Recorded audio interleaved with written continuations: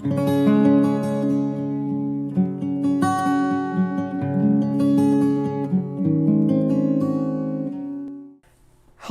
good morning and welcome. My name is Paul and this is the Do Not Be Afraid of Watercolor video. This is my very first video and I thank you so much for joining me. I'm hoping what I have to teach you will help you become a good beginner, a professional beginner, help you not be afraid of watercolor. I talk to so many people and they are deathly afraid of watercolor, and I want you to learn the right way. I have learned the wrong way, and I'm helping you to learn the right way.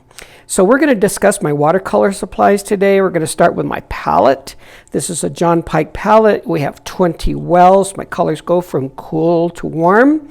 And you notice we have a high side and a low side. I like being able to drag the paint straight out of the well right onto the palette instead of having to dig it out. So that really is a pretty cool thing. We'll talk more about the paint in subsequent videos. Let me switch over, talk a little bit about paper. I use Arches 140-pound paper. There's also a 90-pound and a 300-pound. 90's a little bit fragile for me, a little wimpy. This 140 pounds right in the middle is not too bad. Depending how wet you paint and everything will depend on whether you have to either staple or tape your paper down on a board. I also have a 300-pound paper. It's obviously the double this, and you usually don't have to tape that down.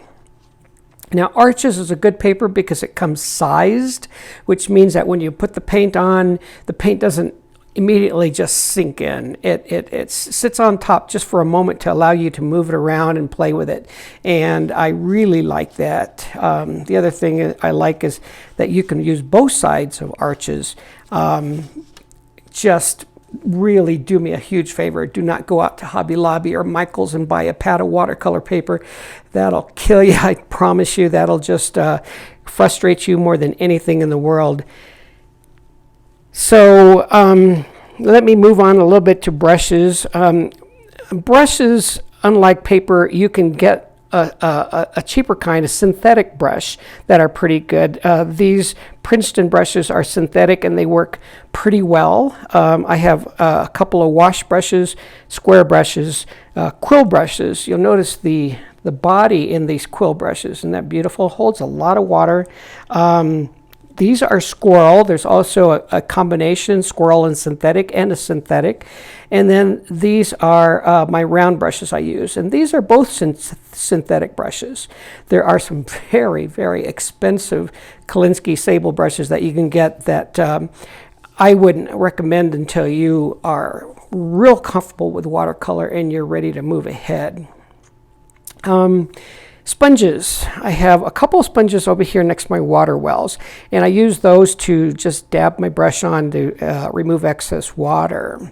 What these are, these go in my palette, cover goes on top. You'll notice that my paint is nice and moist. I put these little sponges in, wet them, put the cover on, and it keeps the palette paints nice and moist. And I really like them. What those are these cellulose sponge cloths.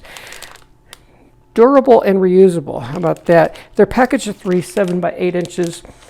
They're really a good thing to use.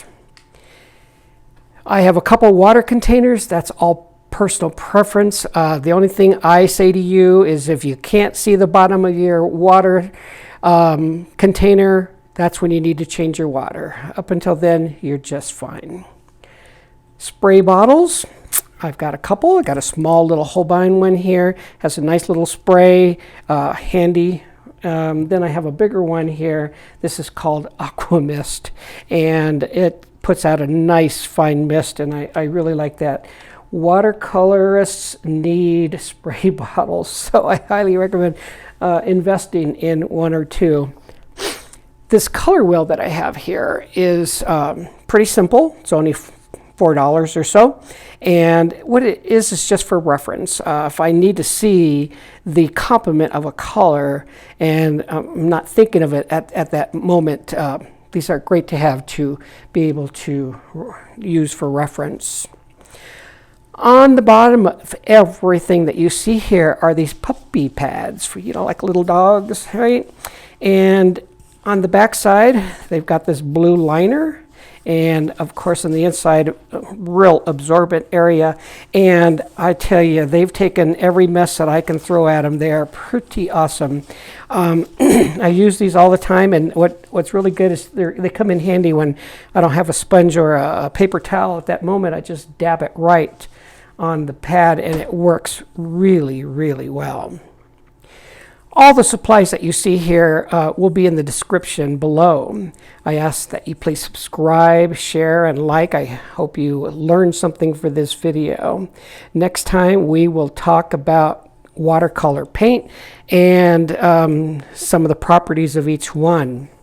Please remember that it's so important that you do not skimp when you're first starting out. You'll just fight yourself and you will be frustrated and you will quit. And so pretty much begging you to at least buy good paper, not so much on the brushes, and there are some student quality paints that are pretty good. And once you get better, you can start investing in more expensive material, but paper most important, and I would definitely go there. I appreciate you. Thank you so much for joining me, and we will talk to you next time.